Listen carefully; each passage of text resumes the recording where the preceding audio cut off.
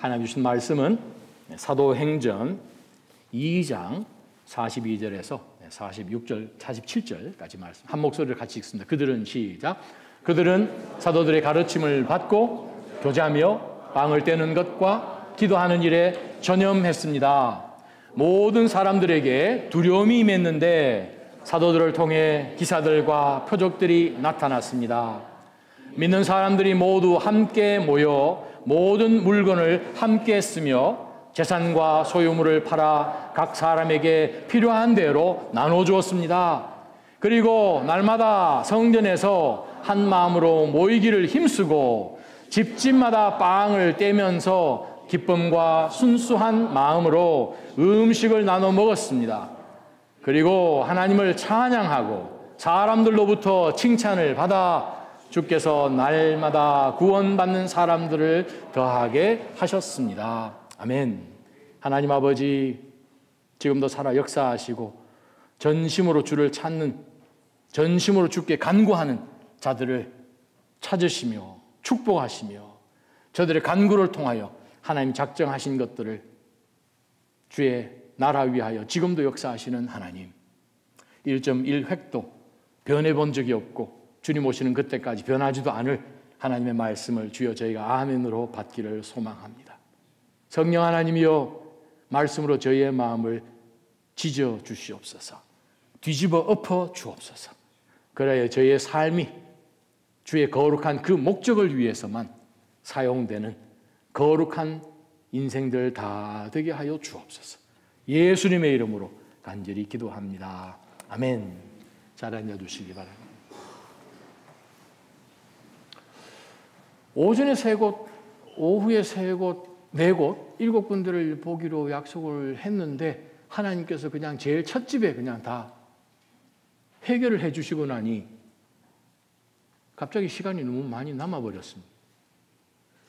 사람도 잘 다니지 않는 조금만 더 가면, 왜냐하면 어차피 항구 도시다 보니까 거기서 그냥 한 200~300m 정도만 가면 해안가인데 해안을 한번 보려고 아무리 노력을 해도 해변으로 계속 정부 관련되는 문은 계속 닫아놓고 쓰지도 않는 그런 건물들 같은 것들도 있고 공장들도 있고 하는 가운데서 아이고 이 바닷가를 좀 보고 여기까지 왔는데, 그래서 지금 다녀보는 가운데서 해변을 못 봤어요. 그러다가 길이 하나 나왔어요. 그래서 목사님 들어가 볼까요? 들어가 봤는데 아무도 안 다니고 양쪽으로는 숲만 있는 거예요. 넝쿨, 깎지도 않은 그러한 자연 그대로 있는 듯한. 계속 가는데 목사님이 한 말씀이 기억났어요. 레메도스란 그 지역이 중세 때부터 해적들이 워낙 많이 쳐들어와서 그 마을이 형성되면서 해적이 들어오면 자기네 배가 어디에 정박을 했는지를 못 찾도록 마을을 뺑뺑 돌게 메이즈로 만들어 놓은 거예요. 저희도 갈 때마다 어딘지는 모르겠어요. 그 동네 사는 사람들은 알지만.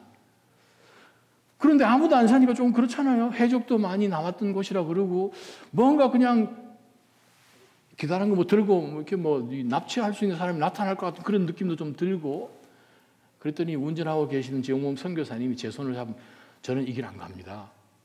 목사님 옆에 계셔서 목사님 믿고 저는 갑니다. 제가 뭐라고 했겠어요?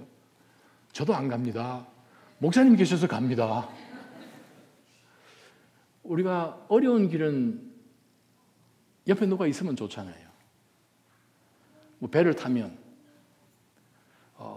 바람도 불고, 예전에 한국서 배를 타면서 이렇게 외해로 나가본 그런 경험도 여러 번 있는데, 처음에야 가면 바람도 불고 좀 경치도 있고 좀 그것을 좀 즐겨보려고 하지만 파도가 좀 세지고 좀 바람이 좀 세고 그러면 조금 불안하죠. 그러면 이제 친한 친구끼리 가족끼리 같이 붙어서 같이 있죠. 위로가 되고 여차하면 도와줄 수 있는 사람도 있고. 그래서 그 길을 운전해서 한참을 들어갔어요. 한 20분을 갔어요. 길이 막 꼬불꼬불하고 이 도로가 워낙 안 좋으니까 정말 천천히 가야 되거든요. 시속 한 10마일도 안 되게 그렇게 운전해 가는데 갈림길이 나왔어요. 목사가 침 뱉고 이거 할 수도 없는 거고. 어디로 갈까요? 그래도 남자는 오른쪽이지. 그래가지고 이제 오른쪽으로 틀었는데 길이 차가 더 이상 못 들어갈 만큼 좁아지기 시작한 거예요. 차는 물론 돌릴 수는 없고 후진해서 빠져나왔습니다. 거기서는 물론 유턴이 안 돼요. 스페이스가 없어요. 그럼 가야 되는 길은 왼쪽밖에 없잖아요. 왼쪽을 한참 봤어요. 근데 갑자기 철문이 탁 나와서 노 빠세라고 적혀 있는 거예요. 출입 금지. 근데 그 문이 열려 있었어요. 들어가 마라. 어차피 차를 돌리려 해도 들어가야 되는데 저 끝에 덩치 좋은 얼굴은 우리와 조금 다른 조금 어두우신 분이 이거 들어오라는 거예요. 목사님 들어가요 마요? 뭐 여기까지 왔는데 들어갑시다. 주여 하면서 저희가 그 마당으로 들어갔어요. 그 큰 건물로 그 오픈되어 있는 곳으로 파킹장도 있고 뭔지는 모르겠는데 들어갔어요. 들어갔더니 옆에서 또 다른 한 사람이 또 등장하는 거예요. 여기서 또 한 사람이 등장하는 거예요. 이거 장소가 이거 뭐야? 그런데 뭐 목사님 아주 담대하게 차에서 그냥 문 열고 나와서 올라 하고 이제 뭐 아미고 해가지고 얘기를 쭉 나누는데 그 장소가 무슨 장소였는가? 공산당에서 쓰는 무슨 이 수련회 장소 같은 거예요. 방갈로 같은 것도 뭐 많이 있고, 해안가 바로 옆에요. 해안에서 거의 뭐 한 5m? 여기 뭐 하는 곳이냐 했더니, 하여간 수련회 하는 그러한 이 리트리트 센터 같은 거예요. 몇 명 수용하냐? 250명 수용한대요. 보니까 정말 애들 놀이터도 잘 만들어져 있고, 잘 만든다는 게 그냥 우리 수준하고 틀립니다. 그리고 이제 홀도 있고. 그래서 우리 누구냐? 그래서 우리 목사들이다. 그랬더니 그분이 대뜸 하는 말씀이 2주 전에 배프티스트 처치에서 여기 리트리트 했다는 거예요. 사진 보자 했더니 찬양하는 그 동영상을 그분이 저희들한테 보여줬어요. 글쎄. 우리는 정말 두려운 가운데서 가 마라 하는 가운데서 겨우 들어갔는데 누구도 알 수 없는, 나중에 물어보니까 아무도 몰라요. 누구도 알 수 없는 수련의 장소로 하나님이 인도해 줬어요. 그런 수련의 장소 여기 있었으면 정말 저희가 갈 것 같아요. 너무 기뻐가지고 목사님하고 먹을 것 없냐 그랬더니 있대요. 뭐 있냐? 오늘 아침에 나가서 잡은 물고기가 있다 그래가지고 물고기 그걸 그냥 쿠바에서는 수도든지 지방이든지 주면 이것이 뭐냐 물어보면 안 된대요. 그냥 주는 대로 먹어야 돼요. 고기가 무슨 고기냐? 그건 근길에 물어본 말이 아니랍니다. 생선은 어떤 생선인지 알잖아 우리가. 정말 쿠바에서 드물게 맛있는 그 기름은 저희가 어떤 상태인지 물어보지는 않았습니다. 그냥 잘 구운 것 먹고 나왔는데 그거 사용료가 너무 좋은 거예요. 하룻밤 자면 한 사람 앞에 5불이요. 5불. 정말 너무 부러웠습니다. 우리가 여기 가면 참 좋겠다는 생각했는데 정말 청정해역이었습니다. 인생이 비슷한 것 같아요. 혼자 신앙생활 가능하죠. 신약 성경에서 가르치는 신앙의 모습은 아니지만 그런데 문제는 혼자 살아가는 그 신앙생활 가운데서 고난이 닥치면 누구한테 의지하죠? 공동체가 없다면 우리는 의지할 데가 없습니다. 그런데 주님께서는 교회를 세우셨습니다. 공동체를 세우셨어요. 바로 그 교회를 통하여서 믿음의 성도들이 혼자 신앙생활을 하는 것이 아니라 그리스도의 몸의 지체가 되어서 서로 연결되어 가며 서로 성장해 나아갈 수 있도록 주님께서는 십자가에서 달려 죽으시고 또 부활하신 것이에요.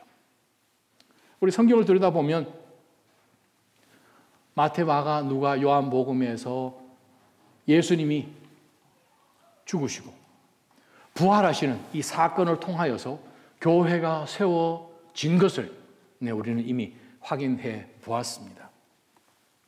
사도행전 우리가 2장 앞부분에 보게 되면 오순절 사건 가운데서 성령 하나님이 바로 초대교회 120여 명 되는 성도들에게 임한 것을 우리는 알지요. 유대식 캘린더, 유대역 말고 요즘 저희가 보고 있는 그 그레고리안 계산을, 우리가 늘 쓰는 연도로 계산을 해볼 때 AD 33년 4월 3일이 금요일 주님 돌아가시는 날이었습니다. 4월 3일 금요일 주님 돌아가시고 4월 5일 되는 AD 33년 예수님께서 주일날 부활하셨지요. 그러고 난 다음에 날짜 계산을 6월절 끝나는 4월 5일부터 계산해서 정확하게 50일째 되는 오순절 날이 5월 24일 AD 33년입니다. 똑같이 썬데이입니다. 제가 왜 이 말씀을 드리나? 1400여 년 동안 유대인들이 단 한 번도 스킵하지 않고 6월절을 지켜왔습니다. 1446년 1446 BC에 출애굽을 하고 40년이 지나고 1406에 그들이 가나안 땅으로 들어갔잖아요. 자, 하나님께서 이스라엘 백성들에게 레위기를 통하여서 그들이 시내산에 머물 때 6월절에 대한 메시지가 더 분명하게 그들에게 주어진 것을 우리는 압니다. 어떻게 하나님 앞에 예배를 드리고 제사를 드리고 하는 모든 것들, 이것을 그들이 1400여 년 동안 예수님 당시까지 AD 33년까지 지켜왔는데, 교회사를 보게 되면, 성경에서도 보게 되면 그들이 모였던 안식일 예배가 스탑되고 예수님 부활하시고 난 다음부터는 안식 후 첫날에 그들이 모여서 예배를 드리기를 시작한 것을 우리는 압니다. 우리가 수천 년 동안 지켜왔던 설날 혹은 추석이 스탑이 되고 날짜가 공식적으로 바뀌었다라고 여러분 생각하시면 제일 좋습니다. 아니, 어떻게 그게 가능한가요? 계속해서 지켜왔던 그들 고유의 6월절 지킴이 예수님 부활하심으로 인하여서 주일 예배로 바뀌고 50일 정확하게 지난 5월 24일 주일날 성령 하나님이 임재하셔서 그 주일날부터 교회가 시작된 것을 우리는 복음서와 사도행전을 통하여서 우리는 발견합니다. 성령 하나님이 임하고 난 다음에 그들이 여러 지역 가운데에서 살고 있는 유대인 디아스포라들이 6월절 지키려고 예루살렘에 다 모였는데, 지금 120여 명 정도 되는 이 그리스도인들이 성령을 받고 그들의 마을, 그들의 나라들에서 사용하던 15지역의 방언들을 하는 가운데서 분명히 유대, 히브리, 아람어만 들어야 되는데 고향에서 듣던 말들을 듣는 가운데서 이게 도대체 무슨 일인가?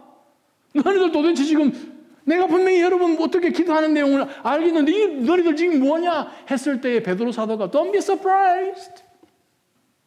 지금 여러분이 듣고 있는 이 내용들은 지금으로부터 한 800년 전 요엘 선지자를 통하여서, 요엘서 2장 32절부터 나오는 말씀, 그것을 베드로 사도가 인용하면서 마지막 때에 하나님께서 너희들 말로 이방인들까지 하나님 하신 그 놀라운 일들을 듣고 그들이 모두 하나님 앞에 나아오는 바로 하나님의 날에 대한 그 날이 오늘 임한 것일 뿐입니다. 회개를 촉구하는 메시지를 던졌습니다. 그 말씀 듣는 가운데서 아니 그냥 보통 히브리 말로 혹은 아람 말로 했으면 그냥 뭐 그러려니, 근데 정말 요엘 선지자를 통해 주신 그 예언의 말씀처럼 하나님의 영이 임하여서 그들이 들을 수 있는 그 메시지로 하나님이 하신 그 놀라우심을 베드로 사도가 선포를 했더니 그 메시지를 들은 유대 바깥에서 살고 있는 사람까지 다 포함한 이 유대인들이 그러면 우리가 어떻게 해야 됩니까? What should we do?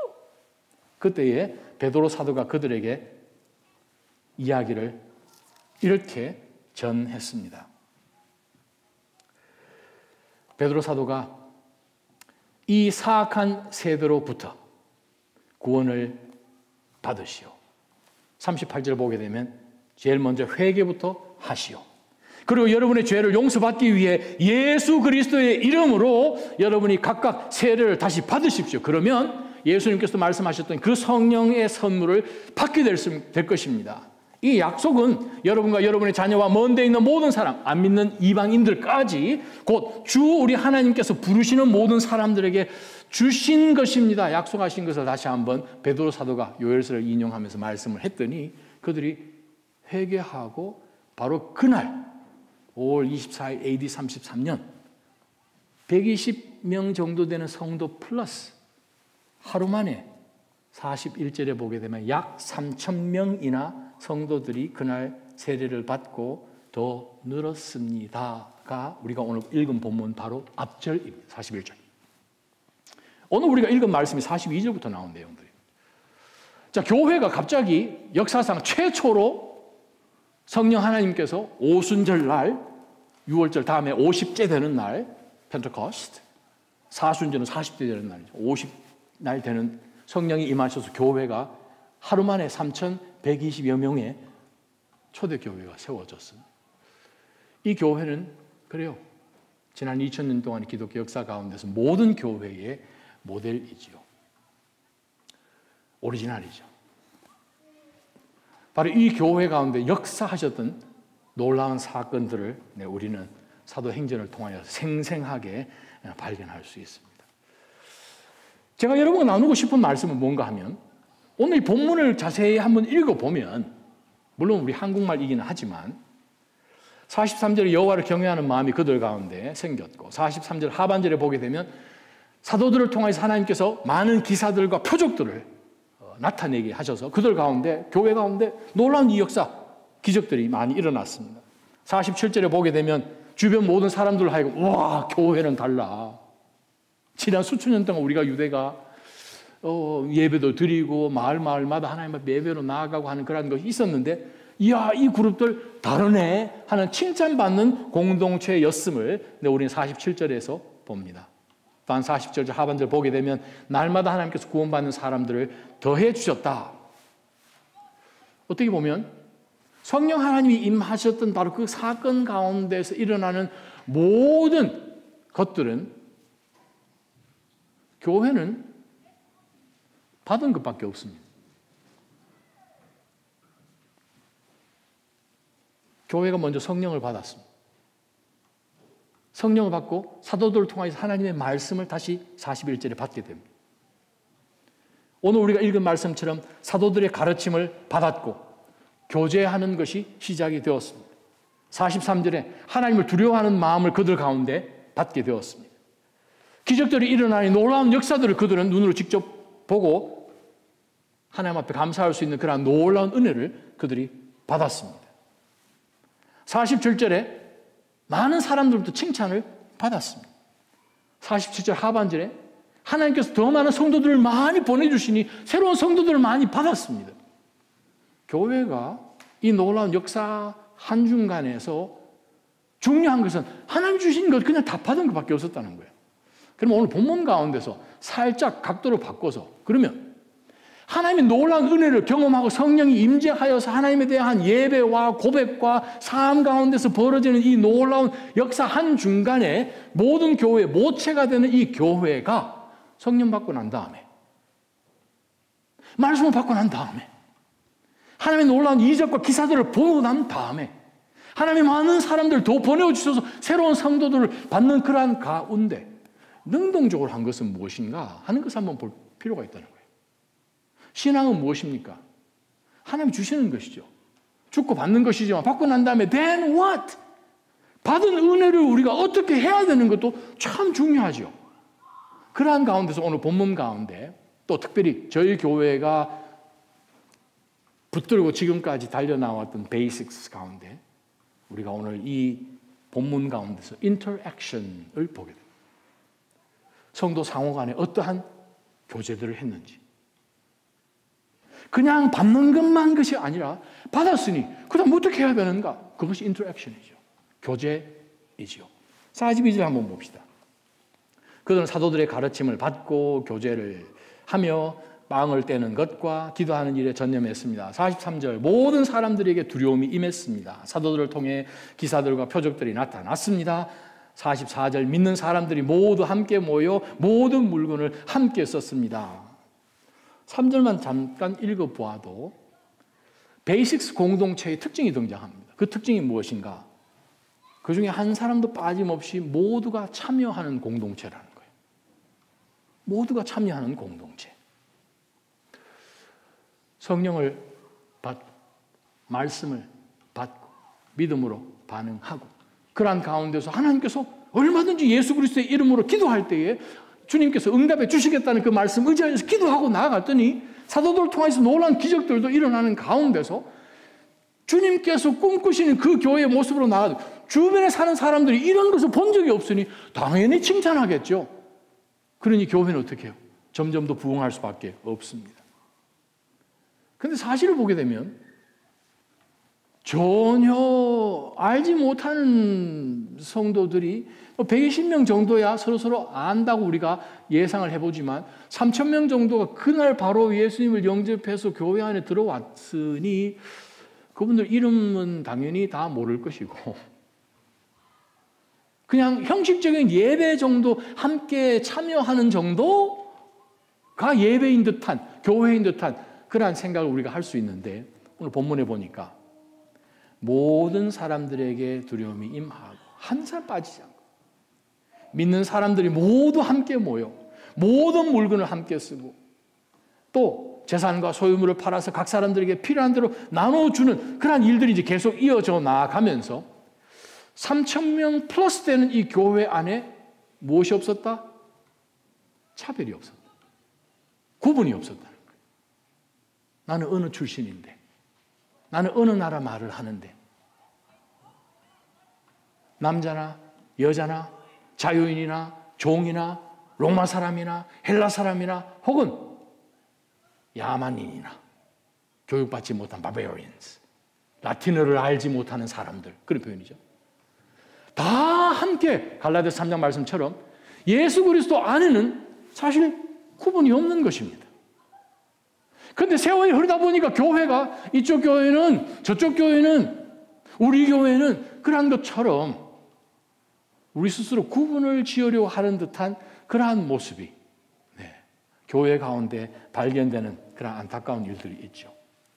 자, 여기서 우리가 한번 들여다볼 것은 42절의 말씀인데 자, 그들이 정말 성령 체험하는 공동체로서 시작이 되어서 그들이 어떤 일을 능동적으로 했는지를 보니까 자, 그들은 누굽니까? 바로 앞줄 41절 말씀이잖아요. 120명 플러스 지금 3,000명 가량 되는 그들은 어디에 devoted 그런 표현이죠.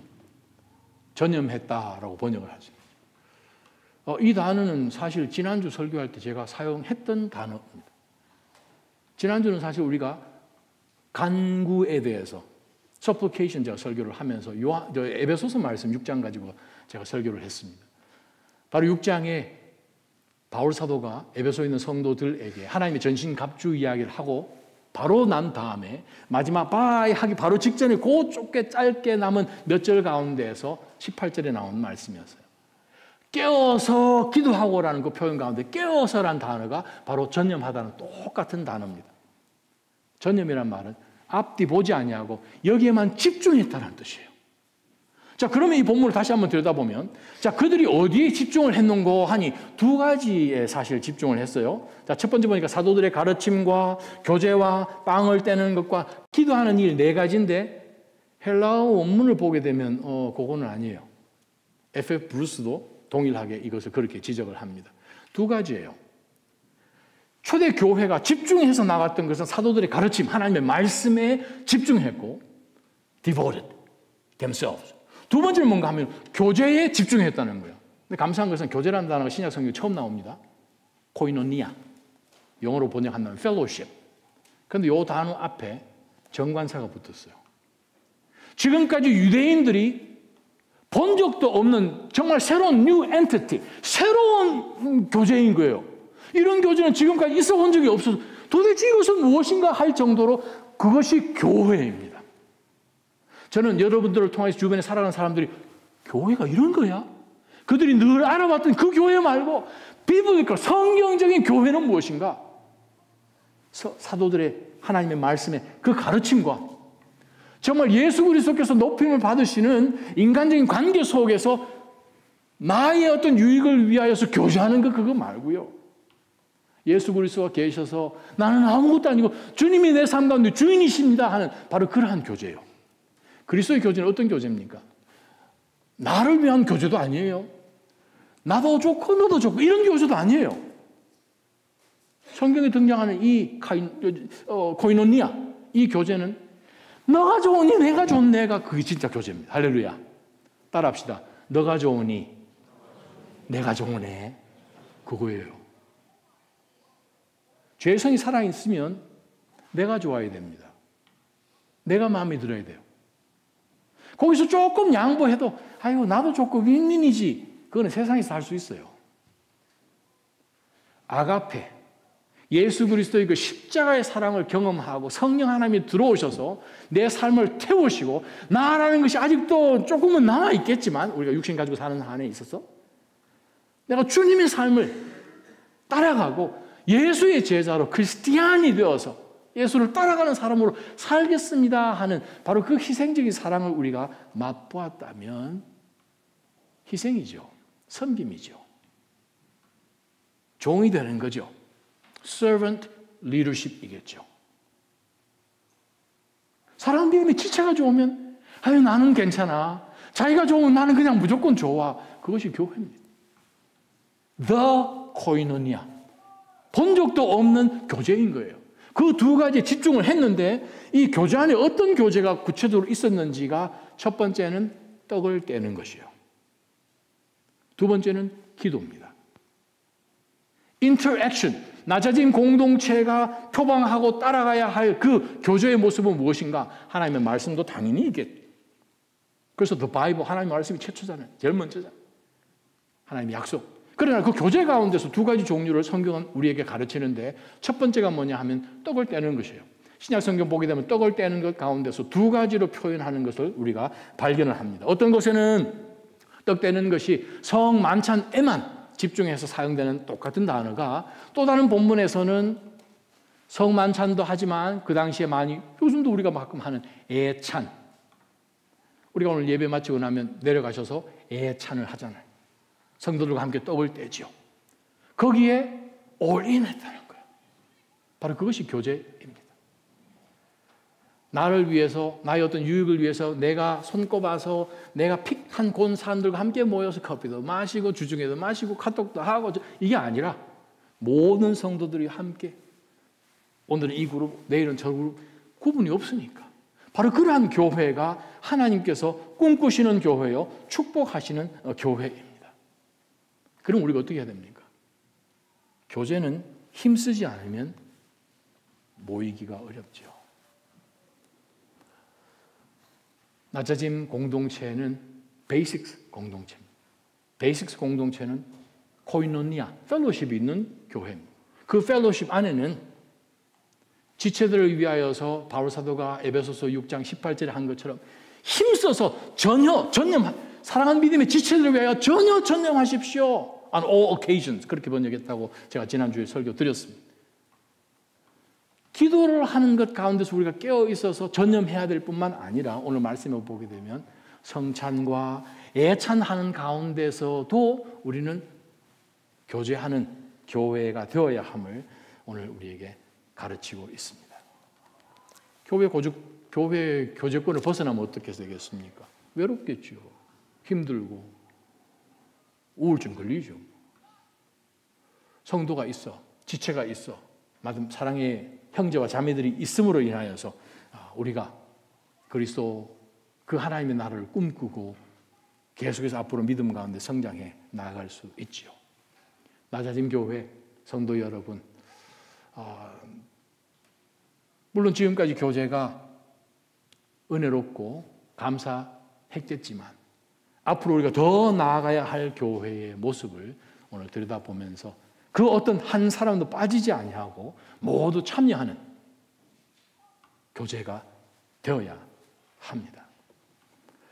44절, 45절, 46절을 보게 되면 낮아짐 교회 공동체가 베이식스 공동체에 교제하는 그 특징이 또 하나 등장을 하는데 44절에 보게 되면 믿는 사람들이 모두 함께 모여 모든 물건을 함께 쓰고 재산과 소유를 팔아 각 사람에게 필요한 대로 나누어 주었습니다. 46절 그리고 날마다 성전에서 한 마음으로 모이기를 힘쓰고 집집마다 빵을 떼면서 기쁨과 순수한 마음으로 음식을 나눠 먹었습니다. 여기 보니까 함께 모여 모든 물건을 함께 쓰고 팔아서 필요한 대로 모두에게 나눠주고 모두 모이기를 힘쓰고 집집마다 빵을 떼고 하여간 그냥 같이 어울려 다녔다. 한 사람도 빠짐없이. 라는 것을 우리가 발견합니다. 두 번째, 교제가 있는 공동체. 베이시스 공동체의 가장 중요한 핵심들 중에 하나인 인터랙션. 인터랙션이 있는 그 교회의 특징이 뭔가 하면 뭐든지 다 나눴다는 거예요. 뭐든지 필요한 것이 있으면 그들에게 다 나누어 주었고 중요한 것은 음식을 또 함께 그들이 먹었음을 46절에 다시 한번 강조를 하고 있습니다. 고대 그 당시에 자기네 집에 모여서 혹은 그룹끼리 모여서 같이 먹었다라는 것은 한 마음을 갖고 한 목적으로 우리가 같이 가는 것 맞다라는 사실을 확인해 주는 예식입니다.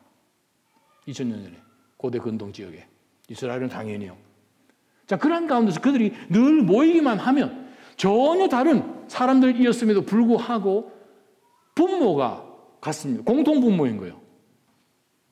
배경이 다르고 성격이 다르고 모든 것이 다 다른데 분모가 같아요. 분모가 뭡니까?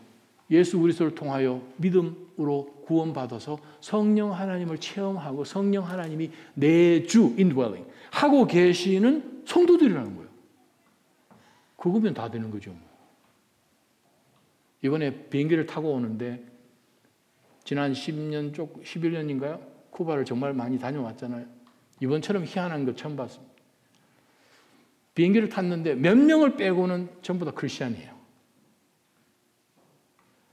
대강 물어보니까 네 군데 그룹을 탄 사람을 네 군데로 나누면 4분의 1도 채 안 되는 사람은 안 믿는 사람들, 뭐 비즈니스나 혹은 쿠바 사람들, 마이애미에 살면서 왔다 갔다 하는 사람들. 나머지 4분의 3은 지역별로 교회들이 모여서 선교하러 온 팀들만 있었어요. 샬롬, church, 무슨 church, Jesus is the way, Jesus loves Cuba, 뭐 이런 셔츠를 입고 다들 타는 거예요. 제 바로 옆에 누가 앉았는가? 머빈이라는 친구가 탔는데 플로리다 palm비치에 있는 커넥트 처치의 선교 부장. 제 옆에는 청년부 부장. 제 앞쪽에는 부목사님. 그 쿠바 사람들의 또 약간 스페니시 계열의 사람들 친분 있는 거 아시죠? 제 옆에 얘기를 마이애미 도착할 때까지 하는데 그분의 입술이 거의 여기까지 다 왔어요. 이렇게 하면 뽀뽀할 뻔더래요. 얼마나 이야기를 하면서 할렐루야, 너네들 뭐 했냐, 어디 갔다. 와, 주여. 하나님은 우리를 지금도 사용하고 계십니다. 10년 플러스 동안에 이 쿠바가 계속해서 다운되는 것을 제가 봅니다. 진짜 아무것도 없어요. 예전에 우리 선교팀 많이 다녀오신 분들 여기 앉아 계신데 그때랑 여러분 딱 가시고 이게 쿠바가 맞나 할 정도로 쿠바 수도의 도로가 정신 안 차리면 그대로 박습니다. 바닥이. 팟홀들이 얼마나 많은지 깊이가 이 정도 돼요. 시내 운전할 때는 무조건 천천히 그걸 지나가야 될 정도로 너무나 안 좋았습니다. 음식 너무 형편없어요. 이번에 선교사님께 그냥 제가 일부러 호텔 예약하고 늘 했는데 목사님 동선 생각해서 알아서 하십시오. 목사님 그 브레이드랜드 그 근처에서 뭐 이렇게 야매로 하는 그 모텔을 예약을 하셨는데 제가 벼룩에 많이 물렸습니다. 이게 뭔가 보니까 벼룩 다리고 팔이고 지금 엉망인데 제가 월요일날 그 방을 썼고 돌아와서 목요일 방을 썼는데 제가 썼던 수건을 그대로 놔뒀더라고요. 그 사이에 다른 고객이 없었던 거죠. 정말 그런데 성령께서 그 열악한 가운데서 역사하고 계심을 저희는 보았어요. 정말 간절히 기도한 여러분께 보여드렸지만 그 어두운 불도 없는 가운데서 찬양하고요. 손을 들고 하나님을 찬양.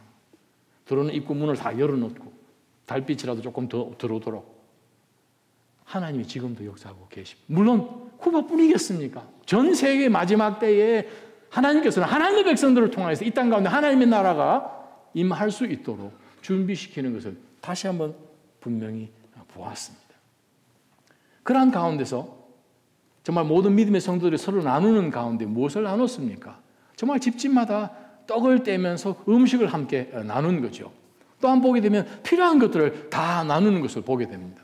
32절 보게 되면 32절에도 4장 32절에도 바로 이 초대교회 가운데서 등장하는 놀라운 사건이 믿는 사람들은 모두 한 마음 한 뜻이 됐습니다. 자기 재물을 조금이라도 자기 것이다 라고 주장하는 사람이 없었고 가진 것을 모두 공동으로 사용했습니다. 공산당들이 이걸 보니까 너무 기가 막히잖아요. 야, 이거 너무 괜찮다. 커뮤니즘, 공산주의가 여기서 나왔죠. 교제, 코이노니아라는 단어에서 콤이라는 단어가 영어가 나와졌어요. 그래서 우리가 보고 있는 공산주의, 커뮤니즘, 그 어원이 지금 교제라는 단어입니다. 자, 그러한 가운데서 북한이나 쿠바나 러시아 뭐 이런 몇몇 나라도 마찬가지죠. 지금 한국의 북한 김일성 아버지가 김형직 감리교 성도였습니다. 할아버지가 김보현 장로라고 합니다. 할아버지는 신앙이 참 좋았어요. 자기 아버지인 김형직 감리교인으로 신학 훈련까지 받았는데 아들이 북한에서 잘 되니까 기독교를 버리고 공산주의로 전향을 했지요. 김일성 어려서는 하나님의 말씀 잘 배우다가 청소년 시기를 지나면서 기독교를 떠났고 거기서 하나 놓치지 않은 거가 사도행전 2장에 등장하는 공산주의 같은 느낌. 아이디얼하잖아요. 모든 것 공용으로 통역하면서 네 거 내 거 없이 다 사용하는 거지요. 문제는 뭐가 다릅니까? 네 거 내 거 없이 쓰는 것이 지금 공산주의잖아요. 의사든 치과의사든 농부든 이번에는 월급이 조금 줄어들어가지고 정부에서 배급받는 것이 월급이 한 달에 20불입니다. 저희가 방문했던 레메디오스 거기서 한 3, 40분 떨어진 곳에 후아니라는 곳이 있는데 그곳에서 저희가 영어 잘하는 로베르토 목사님하고 사모님 만났어요. 사모님 지금 임신 10개월 금요일 날 아기를 낳으셨는데 저희가 목요일 날 방문을 했습니다. 그 사모님이 덴티스트예요. 치과의사. C-섹션 하러 병원을 갔는데 의사가 알지 않냐고. 여기 하룻밤 자고 내일 아침에 수술해도 되는데 집에 있는 것이 더 안전하다. 그래서 집에 와 계시더라고요. 그래서 제가 물어봤어요. 아니 병원 가서 오며 가며 하는 것도 그 택시 부르는 것도 쉽지 않은데 병원 가서 계속 있으면 되지 왜 그러냐. 병원이 안전하지가 않은 거예요. 그래서 제가 병원이 왜 안전하지 않습니까? 했더니 병원 모든 기기며 모든 것이 다 오염되어 있는 거예요. 쥐와 바퀴벌레가 너무 많은 거예요. 그래서 제가 설마 지영범 선교사님 저한테 목사님 저희 아바나에서 예배 드릴 때 그 덩치 좋은 움베르토 집사님 아시죠? 네. 그분 딸이 8개월이었는데 병원에 가서 정기검진 받으러 갔다가 감염되어서 작년 가을에 산모하고 아기가 죽었습니다. 상상 못 하시겠죠? 그게 공산주의입니다. 소독제가 하나도 없어요. 로베르토 목사님 집에서 제가 있는 가학을 하는 것까지 제가 다 드리고 봤어요. 세니타이저는 물론이고. 제가 처음에 올 때 여러분 아시잖아요. 우리 함께 쿠바 여행 다녔잖아요. 이번에는 그 교회에서 저한테 주사기를 좀 사달라고 그래요. syringes. 그게 왜 필요하냐고.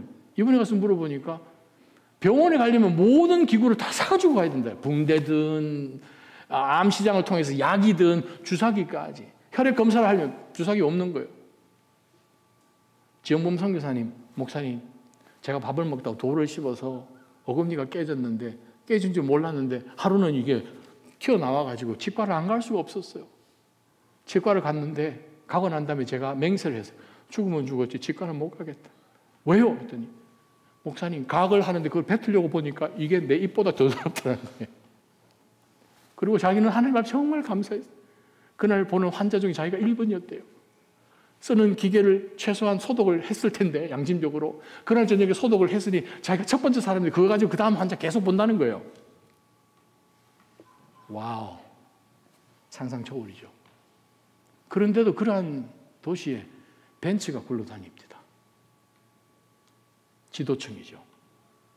그들이 포기하겠습니까? 공산주의? 절대 포기 못하죠. 기득권인데. 자기들은 아무 문제가 없는 거예요.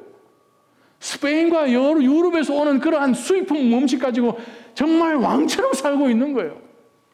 다른 지역은 사흘 동안 죽도 못 먹어서 걸을 힘이 없어서 그냥 주저앉는 노인분들에 대한 사진 동영상을 찍어서 저한테 매주 보내줍니다. 이게 왜 안 됩니까? 죄 문제가 해결이 안 되잖아요. 우리의 죄성이 있는 한에서는 공산할 수가 없는 거죠. 성령이 임하면 소유가 사라집니다. 우리가 예수를 믿어도 집, 씀씀이, 자동차도 변하고요. 입는 옷도 변하고요. 아니에요. 하나님이 우리에게 복을 주신 이유는 하나님의 소유를 우리에게 역사해 주시면 나누라고 주신 거예요. 성령의 강한 임재를 통하여서 변화된 교회의 모습을 보니 내 것이라고 생각하고 재산과 소유를 다 나눠줄 수 있는 그러한 아름다운 섬김이 있었다는 거죠. 저희 신학교 다닐 때에 아파트 동 3개를 한 사람이 신학교에다 도네이션 했어요. 한 층에 아파트가 4개, 한 빌딩이면 8개 아파트죠. 38이 24, 24개 아파트를 그냥 도네이션 한. 하나님의 교회를 섬기는 일꾼들 훈련시키라고. 사실 여러분, 교회 25,000불 정도 들여서 교회를 세워서 수백 명이 예배 드려서 올 수 있다는 거, 25,000불이면 미국에서 차도 하나 못 사요. 이건 정말 손짓고 헤엄치는 것 같은 그런 느낌이 너무 미안해 죽겠어요. 그 사람들 보는데. 한 가정에 여행 가면 비행기 표만 계산해도 10,000불 아닙니까? 여러분, 하나님이 우리 가운데 주신 것은 우리가 인조하라고 주신 소유가 아니에요. That's not ours. 하나님이 우리 가운데 이것을 주신 것은 세상 사람들이 소유하고자 하는 그런 모습 가운데서 나는 인생 가운데 하나님이 공급해 주신다. 하나님께 헛겁되어 있기 때문에 필요하신 대로 기도하는 가운데 하나님은 뭐든지 역사해 주실 걸 알기 때문에 얼마든지 그게 교회입니다. 그게 그리스도인이라는 거죠. 바로 그것이 인터랙션의 모습인 것을 오늘 성경은 우리에게 보여주십니다. 사도행전 4장 32절, 빌레몬서 14절, 베드로전서 5장 2절을 보게 되면 무엇이 나타납니까? 자원하는 마음을 다 퍼준다는 거예요. 바울 사도가 2차 전도 여행, 3차 전도 여행 하는 가운데서 그 소아시아 지역에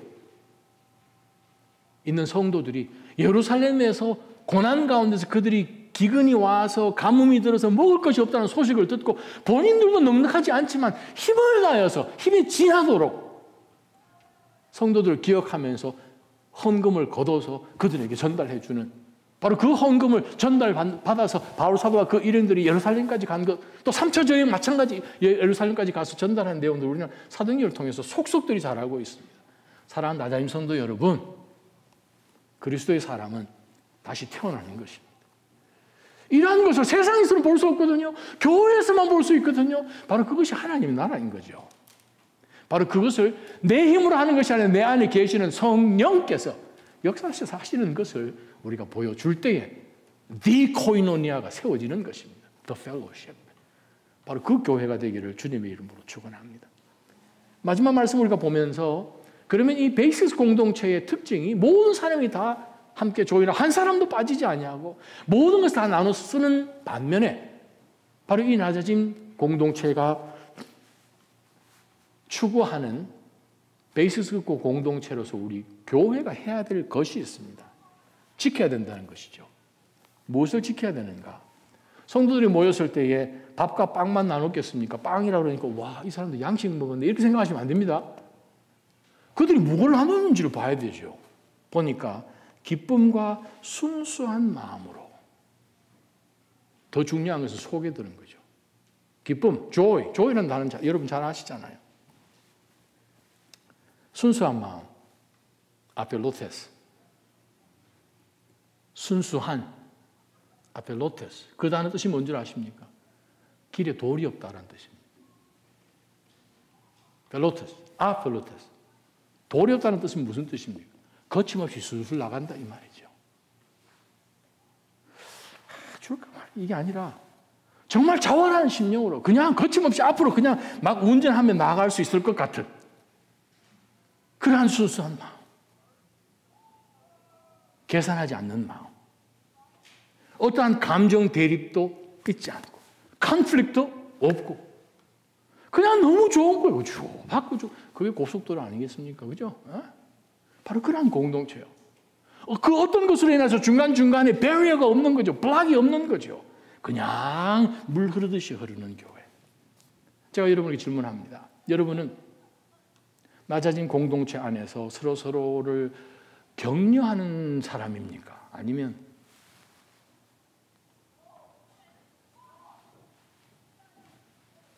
돌이 되고 있습니다. 정말 야고보서 말씀 가운데 우리가 누구나 다 선생이 되려고 노력하지 말라고. 공동체 안에서 내 기준을 따라서 다른 사람들의 마음을 헐트하는 그러한 말을 던지고 그러한 시선을 던지고 그러한 모습으로 나아가는 교회는요, 공동체는요, 지켜야 됩니다. 지키기 위해서는 오늘 주신 이 말씀처럼 내 속에서부터 나오는 기쁨이 있어야 돼요. 공동체 교제는 주님과의 관계 속에서부터 시작합니다. 1대1 보면 아시잖아요.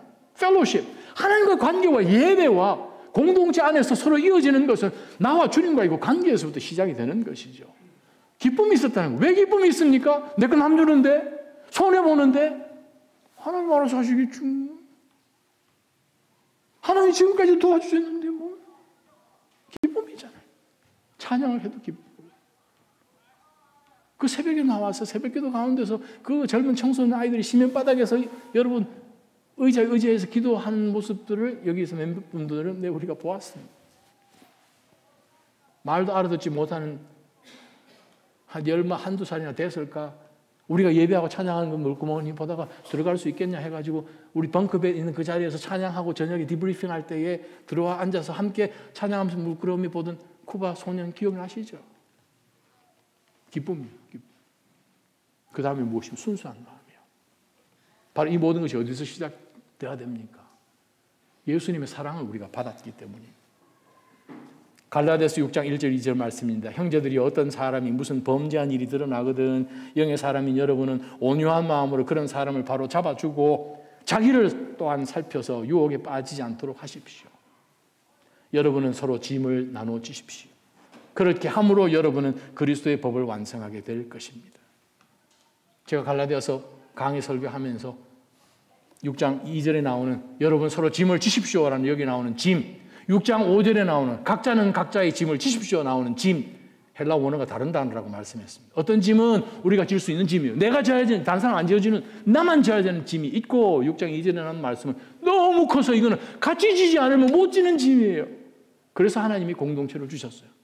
교회가 필요하지 않으셨다면 예수님께서 내 교회를 세우라고 말씀도 안 하실 거고 교회가 필요 없다면 공동체가 필요 없다면 성령 하나님 오실 필요가 없었죠. 성령 하나님 오실 필요가 없었다는 얘기는 우리에게 성령의 은사를 주실 필요가 없어서 서로를 그리스도 안에서 교회가 유익하게 할 이유가 전혀 없는데 주님은 교회를 세우셨고 십자가에 달리셨고 다 이루셨다고 말씀하셨고 약속하신 대로 50일 후에 성령 하나님이 임하셨고 성령 하나님 오셔서 성령의 은사를 주셔서 그 은사를 믿음의 지체들을 위하여서 사용하도록 해서 그 교회라고 지어진 펠로우십이 다른 어떤 세상 가운데 있는 게더링보다도 전혀 다른 차원의 영적인 공동체임을 우리에게 말씀해 주십니다. 제가 여러분에게 성경 히브리서 10장 말씀을 읽어드립니다. 사랑과 선한 일들을 격려하기 위해 서로 돌아봅시다. 어떤 사람들의 습관과 같이 우리들 스스로 모이는 일을 소홀히 하지 말고 오히려 서로 권면합시다. 또한 그날이 다가오는 것을 볼수록 더욱 그렇게 합시다. 주님 다가오고 계십니다. 우리는 더욱 모이기에 힘써야 합니다. 서로 돌아봐야 됩니다. 절대로 우리는 셀 예배 혹은 다른 여러 가지 일들로 인하여 모이는 모든 예배 가운데 우리는 그 모임에 소홀히 해서는 절대 안 됩니다. 사랑하는 나장 성도 여러분, 온 교회는 주님의 교회, 주님의 몸이요, 주님의 지체가 되어서 각자에게 하나님께서 주신 그 은혜 따라 우리가 살지만 주님의 목적은 교회를 통하여서 예수 그리스도 전해지게끔 우리를 하나로 묶어주셨습니다. 혼자 못하기 때문에.